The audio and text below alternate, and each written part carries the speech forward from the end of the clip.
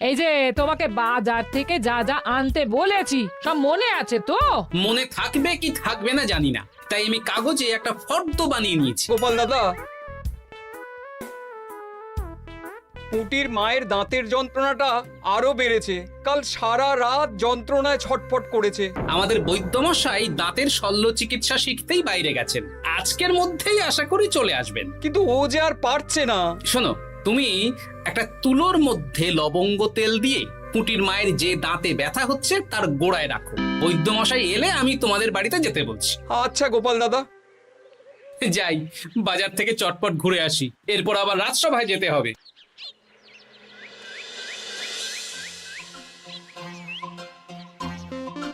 উফ, কি গরম রে বাবা, ছাতা নিয়ে বেরোলে ভালো হতো। এই তো সামনে আখের রস বিক্রি হচ্ছে, একটু আখের রস খাই, শরীরটা বেশ চাঙ্গা লাগবে। ভাই, আখের রস কত করে দিচ্ছ? 1 ভাঁড় 10 আনা গোপাল দাদা। দাও দেখি 1 ভাঁড়। আরে, এই যন্ত্রটা কিন্তু দারুণ। ওই আমাদের রাজ্যের বিজ্ঞানী মশাইয়ের অবদান।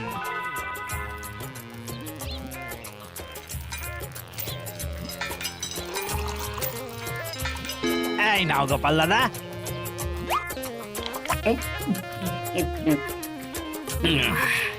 আহ, শান্তি। এই নাও ভাই, তোমার 10 আনা।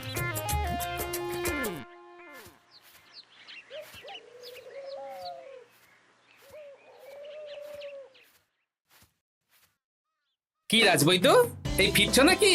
হ্যাঁ, এতদিন আমি দাঁতের চিকিৎসার ব্যাপারে তেমন কিছুই জানতাম না, এবার সব শিখে এসেছি। ভালোই করেছো, তুমি একেবারে প্রথম রোগীকে দেখে তারপর রাজসভায় এসো। প্রথম রোগী? পুটির মা গো, কালকে সারা রাত যন্ত্রণায় ঘুমোতে পারেনি। আরে আর বলো না, কদিন আগেই পুঁটির মাকে নিয়ে পুঁটির বাবা আমাদের বাড়িতে এসেছিল। দেখলাম ওই বাড়ির দাঁতে বিস্তর সমস্যা। সেই জন্যে দাঁতের শল্য চিকিৎসা শিখতে চলে গেলে? ঠিক তাই, আমি ব্যথা কমার পথ্য দিয়ে এসেছিলাম। দেখি এবার দাঁতটা তুলেই দিতে হবে। তাহলে তুমিও পুটিদের বাড়িতে যাও, আমি বাড়িতে থলে রেখে আসছি। আজ না হয় দুজনে একটু দেরি করেই রাজসভায় যাব। বেশ বেশ।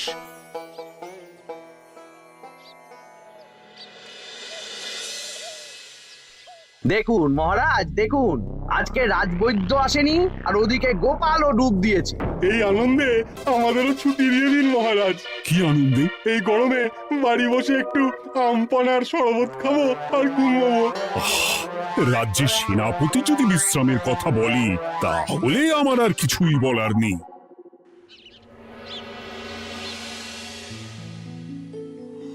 এই তো দাঁতটা পুরো পোকায় খেয়ে নিয়েছিল। এখন দুদিন কোনো কথা বলা যাবে না, শুধু জল বা তরল জাতীয় খাবার খাবে।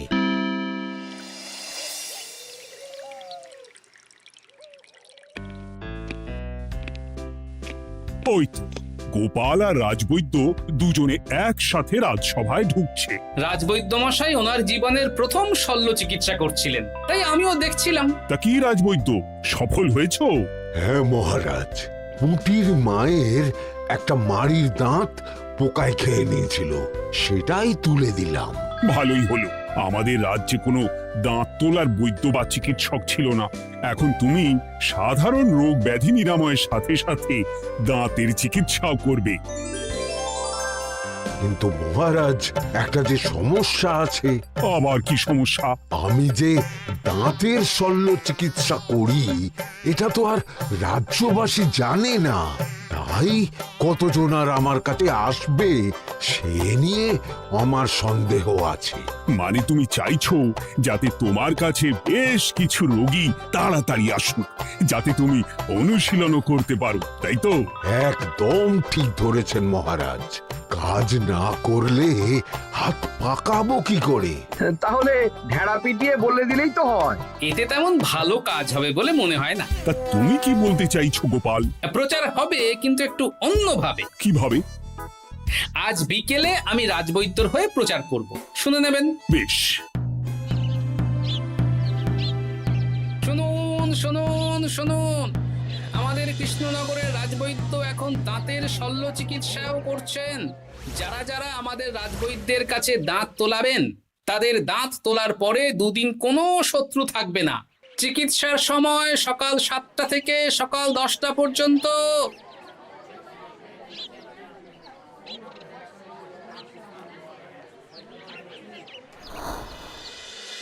এসব তুমি কি উল্টো পাল্টা কথা বলছো গোপাল? উল্টো পাল্টা না, আপনি দেখুন না আপনার বাড়িতে লোকজন আসে কি না। আর কেউ যদি জিজ্ঞাসা করে যে এই রকম প্রচারের কারণটা কি, তাহলে বলবেন রাজসভায় আমার সাথে কথা বলতে আমি বুঝিয়ে দেব। বেশ।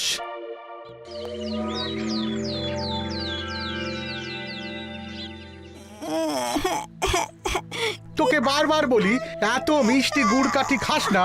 কি করব বাবা, কি ব্যথা।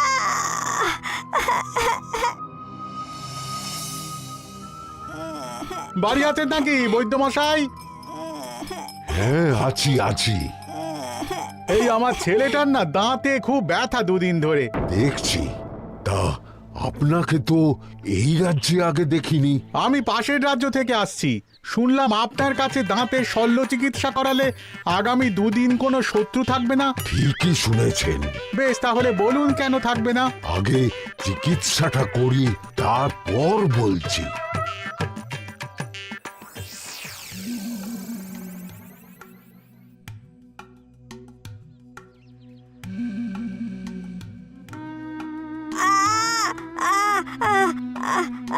আর চিন্তা নেই, এখন দুদিন কোনো কথা বলা যাবে না। এবার তো বলুন আমার ছেলের আগামী দুদিন কোনো শত্রু থাকবে না কেন? আজকে রাজসভায় চলে আসুন, ওখানে গোপাল এই প্রশ্নের উত্তরটা দিয়ে দেবেন। তা বৈদ্য, তোমার কাছে আজকে কেউ এসেছে?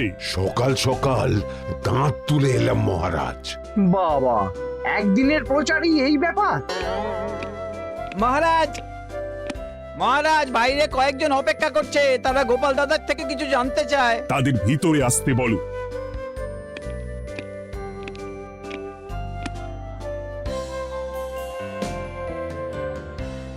আজ আমার ছেলে বৈদ্যমশাইয়ের কাছে একটা দাঁত তুলিয়েছে।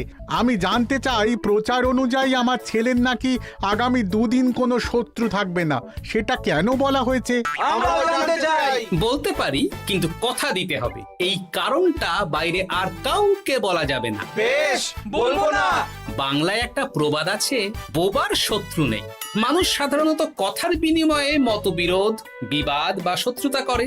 যে ব্যক্তি কথা বলতে পারে না, তাই তার সঙ্গে কথা বলে মতবিরোধ হওয়ার কোনো সুযোগই নেই। মানে যার যার দাঁত তোলা হবে তারা তো আগামী দুদিন কথা বলতে পারবে না। আর কথা না বললে কোনো বিবাদ হওয়ার ব্যাপার নেই। আর বিবাদ না হলে কারো সাথে শত্রুতাও হবে না। কি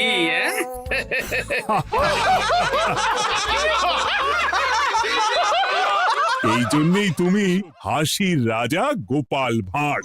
কে তোমার কথা শুনতে যাবে? একদিন না হয় প্রচারের চমকে এলো, এরপর কিভাবে আসবে শুনি? এরপর রাজবৈদ্যের সুনামেই লোকজন ছুটে ছুটে আসবে। বাহ বাহ বাহ, তোমার কত জ্ঞান! মহারাজ, এই কথা শুনে আমার মাথাতেও একটা বুদ্ধি এলো। অল্প পুঁজিতে শুধু প্রচারের জোরে এত রোজগার করব না, গোপাল হাঁ করে দেখবে। নিশ্চয়ই কোনো লোক ঠকানোর কথা ভাবছেন। মোটেই না। আচ্ছা, আগামী 3 দিন ব্যাপী মেলা হবে, সেখানেই তোমরা দুজনে তাহলে ব্যবসা করো। বেশ, করব। যে সবচেয়ে বেশি রোজগার করবে তাকে আমি 50 মোহর পুরস্কার দেব। রাজি। মেলার শেষে আমার প্রশংসায় পঞ্চমুখ হবেন সবাই, দেখে নেবেন।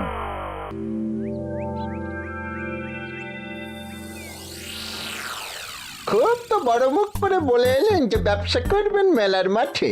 তা আপনি কি ব্যবসা করবেন শুনি? ভাগ্য পরীক্ষার দোকান দেব। মানে আমি বিভিন্ন মেলায় দেখেছি যে একটা দোকানে নিচের দিকে হেলানো অবস্থায় একটা পাতলা কাঠের পাটাতন থাকে। সেই পাটাতনের উপরে 1 থেকে 6 অবধি সংখ্যা লেখা থাকে, তাই তো? হ্যাঁ, যারা মেলায় ভাগ্য পরীক্ষা করতে আসবে তাদের ফাঁপা লোহার 6টা বল দেয়া হবে। যদি ওই 6টা বলই নম্বর লেখা খোপের মধ্যে ঢোকাতে পারে তাহলে প্রথম পুরস্কার পাবে। আমিও ওটারই দোকান দেব, কিন্তু শুধুমাত্র একটাই পুরস্কার থাকবে। 6টা বল 6 নম্বর খোপের মধ্যে ফেলে কেউ যদি 36 করতে পারে তাহলে সে পাবে 100 মোহর উপহার। আরে খেলার জন্য কত মোহর লাগবে? 1 মোহর। আপনি কিন্তু জেনে বুঝে বিপদ ডেকে আনছেন। একজন কেউ ফেলে দিলেই আপনার হাত থেকে 100 মোহর ফসকে যাবে। আরে মেলার ভিড়ে যদি আপনি পুরস্কার না দেন তাহলে জনতার একটা মারও ফসকাবে না। আরে সেই জন্যই তো তোদের পোষা। তোদের মধ্যে যে কোনো একজন ওই কাঠের পাটাতনের নিচে লুকিয়ে থাকবি। যখনই দেখবো কেউ 36 করে ফেলছে আমি গলা খাকলাবো আর তোরা কাঠের পাটাতনটা হালকা করে নিচ থেকে নাড়িয়ে দিবি। এটা তো দারুণ বুদ্ধি। কি বলছো গোপাল, তুমি আখের রসের দোকান দেবে? হ্যাঁ, এই গরমে আখের রসের বেশ চাহিদা। তোমার বানানো ওই যন্ত্রের চাকা ঘোরাবো আর আমার ভাগ্যের চাকা ঘুরবে। সে ঠিক আছে, আমার কয়েকটা যন্ত্র বানানোই আছে। তুমি না হয় মেলায় ব্যবহার করো 3 দিন। ব্যাস, আর চিন্তা নেই। এবার শুধু জমিয়ে আখের রস বিক্রি করব, সাথে বিভিন্ন মশলা, বরফ আর পাতিলেবুর রস দেব।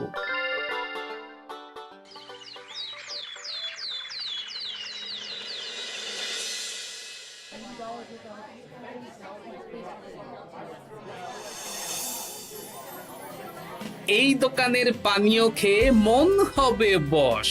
গোপাল ভাঁড় নিয়ে এসেছে ঠান্ডা আখের রস। আরে গোপাল দাদা, তুমি আখের রস বিক্রি করছো? ঠান্ডা আখের রস কত করে গো গোপাল দাদা? 1 ভাঁড় মাত্র 10 আনা। 6 ভাঁড় দাও। এক্ষুনি দিচ্ছি। আসুন আসুন আসুন, সবাই আসুন। আসুন আসুন আসুন, এদিকে আসুন, এদিকে আসুন, ভাগ্য পরীক্ষা করুন। 1 মোহরে 100 মোহর।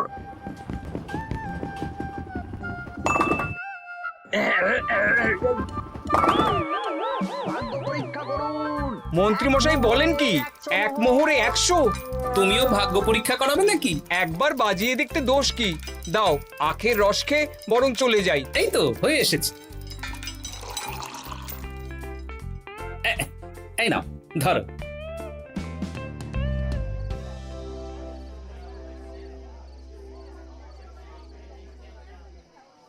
কি মন্ত্রী, ব্যবসা কেমন চলছে? ভালোই। আপনি একবার ভাগ্য পরীক্ষা করে দেখবেন নাকি মহারাজ? না না না, আমি এসবে নেই। জানি আপনার কাছে 100 মোহর নস্যি, তবুও 1 মোহরের বিনিময়ে চেষ্টা করে দেখুন না। আচ্ছা, এত করে বলছো যখন, দেখি। 1 মোহরে 6টা বল। বাবা বাবা বাবা, দেখুন মহারাজ চেষ্টা করে।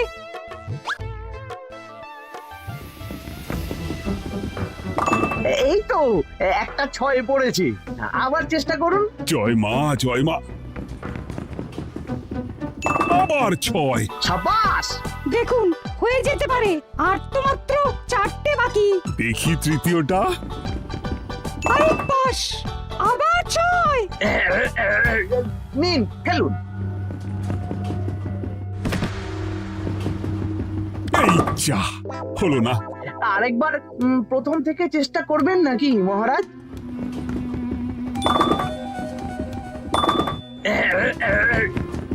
না, এবারেও হলো না। 2 মোহর জলে। অন্য সব জায়গায় বাকি সংখ্যাতেও পুরস্কার থাকে, আপনার এখানে নেই কেন? আমার এখানে ধামাকা পুরস্কার, তাই বাকি আর কিছু রাখিনি। 36 করতে পারলেই 100 মোহর। এই নাও মন্ত্রী, 2 মোহর।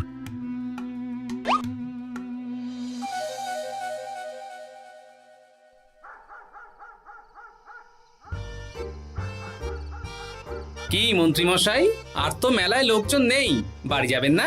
তুমি যাও না, আমি একটু পরে যাব। বেশ, আমি এগোলাম। গোপাল আর মন্ত্রী, তোমাদের কার কেমন রোজগার হয়েছে একদিনে? মহারাজ, কালকে আমার 7 মোহর 20 আনা রোজগার হয়েছে। আমার 70 মোহর, কিন্তু খরচ কিছুই হয়নি, কারণ কেউ 36 করতে পারেনি মহারাজ। বাহ বাহ বাহ, আমি তো বলেছিলাম আমি যখন ব্যবসা করব গোপাল আমার ধারে কাছে দাঁড়াতে পারবে না। বেশ, এখনো তো আজ আর কাল দুদিন মেলার বাকি আছে। দুদিনেও আমার দুটো কানাকড়িও খরচ হবে না, শুধুই রোজগার।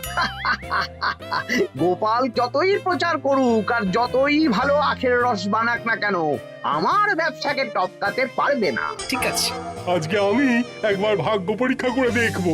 আমার দোকানে সুস্বাগতম। নাও সেনাপতি, চেষ্টা করে দেখো। দিন বল। আমিও সেনাপতির খেল দেখতে এলাম। প্রথম বল, এই যে গড়িয়ে গড়িয়ে গড়িয়ে 6 নম্বর। সাব্বাস সেনাপতি। আবার 6, তৃতীয়, চতুর্থ, পঞ্চম। আরেকটা ফেলতে হবে। নাও সেনাপতি। ষষ্ঠ বল, এই যা, হলো না। এটা কি হলো? আবার চেষ্টা করো তো সেনাপতি। হ্যাঁ, 3টে হয়ে গেছে, এবার 4 নম্বর। এই যা, 4 নম্বরে চলে গেল। চাই ব্যাপারটা কি?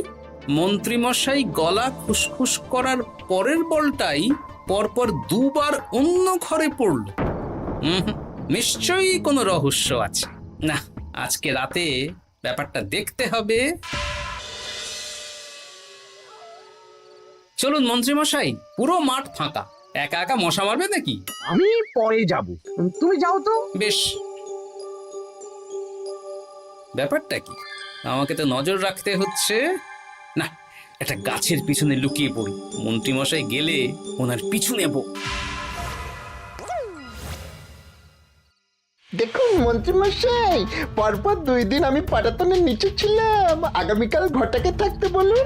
বেশ, তাই হবে। আর অত জোরে গলা ঠাঁকড়াবেন না, কেউ যদি সন্দেহ করে ব্যাপারটা বুঝে যায় মুশকিল হয়ে যাবে। আরে কেউ বুঝবে না, অনেক রাত হলো, চল চল চল চল চল। আচ্ছা, এই ব্যাপার। তাই ভাবি 2 দিন ধরে একটাও কেউ পারলো না কেন? কাল আমিও মজা দেখাবো।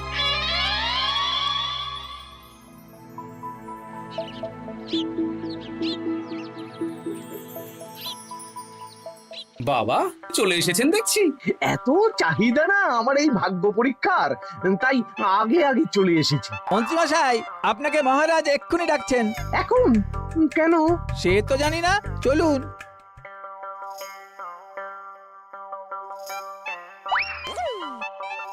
এই বেটা ঘটা, এবার বেরো।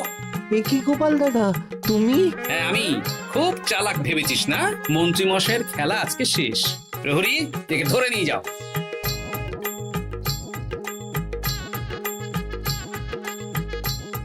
বিজ্ঞানী, তুমি তোমার চুম্বক নিয়ে এসেছো তো? হ্যাঁ, এবার 6 নম্বরের নিচে একটা টান টান করে সমান রেখা টানতে হবে, আগা থেকে গোড়া অবধি। তুমি তো সব সকালে বুঝিয়েই দিয়েছো। দাঁড়াও, দাগটা টেনে নি। একদম 6 নম্বর খোপ অবধি যাচ্ছে, সেই অনুযায়ী টান টান করে দাগ টানো। টানছি, তুমি বাইরে নজর রাখো। নজর রাখছি। কাজ হয়ে গেছে, তুমি একবার অনুশীলন করে দেখে নাও। হ্যাঁ দেখছি। শুরু করো। শুরু করছি। একদম পাক্কা আছে।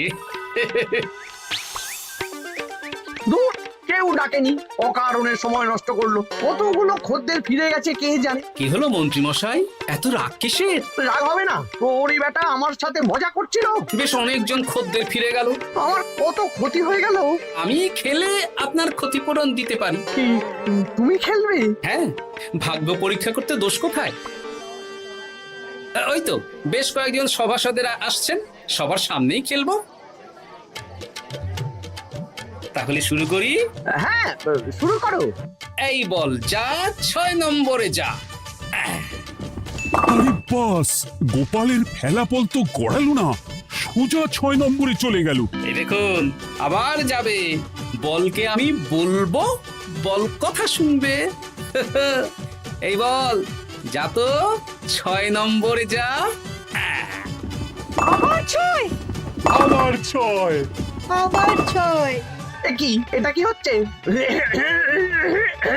যা বল, এটাও 6 নম্বরে যা। আবার 6। 100 মোহর। হ্যাঁ এটা কি করে হলো? দিন মন্ত্রী মশাই 100 মোহর দিন। ইয়ে না মানে মন্ত্রী দাও বলছি। আমি আবার খেলবো। 6 আবার 6। আবার 100 মোহর। আর নেই। এই ঘটা আর কি করছিসটা কি? ঘটা নেই মন্ত্রীমশাই, আমি আছি। আর আছে আমার চুম্বক। মানে মানে তোমার কারসাজি ধরা পড়ে গেছে মন্ত্রী। গোপাল আমাদের সব বলেছে। হ্যাঁ, আপনি যেমন ছলনা করে ভাগ্য পরীক্ষার ব্যবসা করছিলেন, তেমনি গোপালও ছলনা করে আপনার ব্যবসা উল্টে দিল। তাহলে শেষমেশ কে জিতলো? হাসির রাজা, জ্ঞানীর রাজা, রসিক রাজা গোপাল ভাঁড়। লোকের ভাগ্য পরীক্ষা করছিলাম আর আমারই দুর্ভাগ্য নেমে এলো।